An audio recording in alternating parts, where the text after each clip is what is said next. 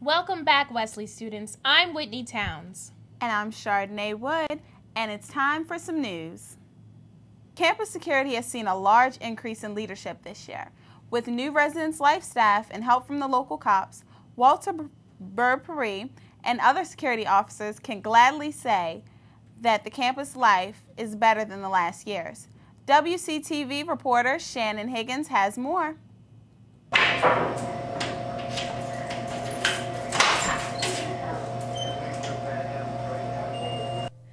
Because of campus citations, security can now persecute those who are violating the policies on Wesley campus. They have increased, and it has been absolutely helpful.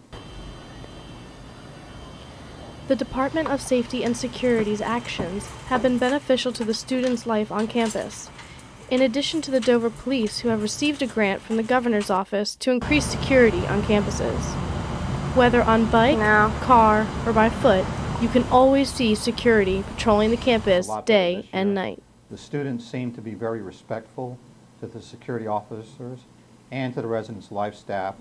We work much closer with the residence life staff right now. If you have any information of an incident, please call the campus tip line at 302-747-5110. Or you can call the security office at 302-736-2436 or the Dover Police at 911. Thank you, Shannon. The Department of Safety and Security is located in the basement of the College Center, and they're open 24/7 and will gladly assist you at any time. Summer break is finally over, and another semester here at Wesley has just begun. If you haven't noticed, there's been a couple of new faces down at the Student Life Department. Our own WCTV reporter, Chris Agar, has more on the story. College is an exciting time for students. You get an opportunity to be independent, meet new people, and get a fresh start to their lives. But this year, Wesley College is getting a fresh start as well. With a new dean and new director of student affairs, this dynamic duo has big plans for Wesley College. For homecoming, SGA is sponsoring a block party outside. We're adding live music. We're bringing in the comedian Ant, who was on The Biggest Loser and Last Comic Standing for 5 seasons. We've done events from the student involvement fair last week to hosting different movies on campus, which the Student Activities Board will take that over as we continue into the semester. Different trips. So we'd like to do a travel series where we're doing trips on a regular basis that students can plan for. We're doing this full movie series. We want to do a lecture series, a comedy series, coffee house series, so that there's something always going on for students. That's really important to me. These two hope that their new and innovative ideas will help change the campus culture in a positive way. I want to empower them to kind of take hold of the campus, to feel that, you know, if there's something that they are really interested in, to stay around and experience the collegiate atmosphere. If you have any questions for either the dean or Beth Fisher, you can find their office right here in College Center in the Student Life office. For WCTV, I'm Chris Agar. Wow, they've got some good events coming up. Hopefully more students will go to them. Hint, hint, guys. Here's Shannon with the weather.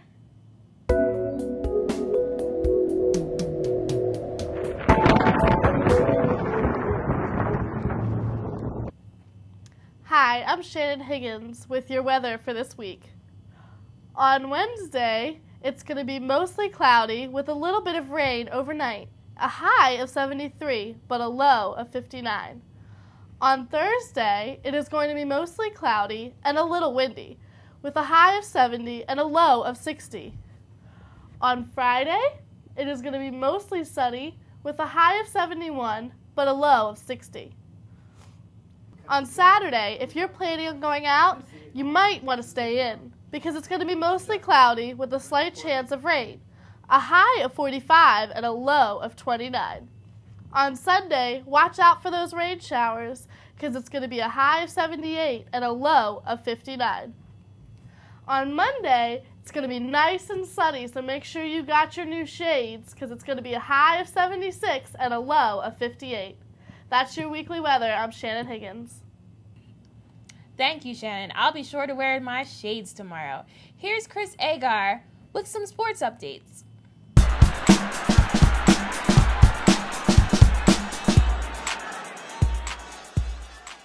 Thanks, guys. Wesley had their first home game of the 2008 season, and they gave the fans a show. Here are some of the highlights. We pick up the action late in the first quarter. Wolverine offense looking sharp here as quarterback Shane McSweeney finds Larry Beavers for a 51-yard touchdown pass. Wesley missed the extra point. They only go up 6-0. Widener looking to capitalize on the Wesley error as Marcus Payton makes the catch, breaks the tackle, and goes 68 yards down the field for a touchdown. But Widener was unsuccessful with their extra point to tie the game at 6. Wesley looks to get all the momentum back here on this monster kickoff return by Larry Beavers, but it's nullified by a holding penalty. Wesley's got to get all the yards back, and they do, as McSweeney finds Blair Newman for a 32-yard gain to end the first quarter on a high note. Same possession at the start of the second quarter, McSweeney finds Beavers in the end zone again, this time for a 5-yard touchdown. That score put Wesley up 13-6. They would enter halftime leading by that score. It was a close contest but wouldn't stay that way. At the start of the second half, Wesley comes out running and gunning as McSweeney finds Gene Knight for a 26-yard gain to get the Wolverines deep into Widener territory. That pass set up this 16-yard sprint into the end zone by Aaron Jackson. He had 65 yards on the day, and his lone score put Wesley up 20-6. Widener looking to get back into it. This isn't how you do it. Chet Turner intercepts the pass and returns it 29 yards for a defensive touchdown. Wesley goes up 27-6. They're running away with it, and everything's going right for them. Later in the third quarter, Larry Beavers shows he can pass as well with this impressive 37-yard completion to Blair Newman. That trick play sets up this 3-yard touchdown pass from McSweeney to Mike Penwell. Wolverines would go up 34-6. At the start of the fourth quarter, Widener kicked a field goal and make it 34-9. Try to come back into it, but it was no good. Wesley marched right down the field and capped off the drive with Zeb Davis' first career Wesley touchdown. That score put the Wolverines up 41-9. They would go on to win by that score. McSweeney completed 18 of 23 passes for 285 yards and 3 scores. Mike Penwell added 82 yards on 17 attempts, and Larry Beavers had an impressive day, receiving 8 receptions, 143 yards, and 2 touchdowns. The blowout victory put the Wolverines into a 3-way tie for second place in the conference with a 1-1 record. They got some work to do if they want to catch Salisbury, who has a perfect 3-0 mark. After his outstanding performance on Saturday, Larry Beavers was named the Atlantic Central Football Conference Player of the Week. The Wolverines jumped 3 spots in the D3Football.com poll and are currently ranked 12th. Last week, Marvin Bond interviewed Jessica Taylor, a freshman volleyball athlete. Here is Marvin with more. Freshman here at Wesley College and a volleyball superstar. She's number 12 on the team. She started her journey in 6th grade as a basketball player. In 9th grade, she started her journey playing volleyball. We talked to Jessica about life as a freshman athlete here at Wesley College. Yes, when you have big papers, late games, and projects that you procrastinate on, so it makes it a little harder. Since sports is such time-consuming with practice and games, you begin to wonder how one can juggle sports and academic work. Yeah, it actually helps along with it to push me harder in my schoolwork because I can't play unless I have big grades.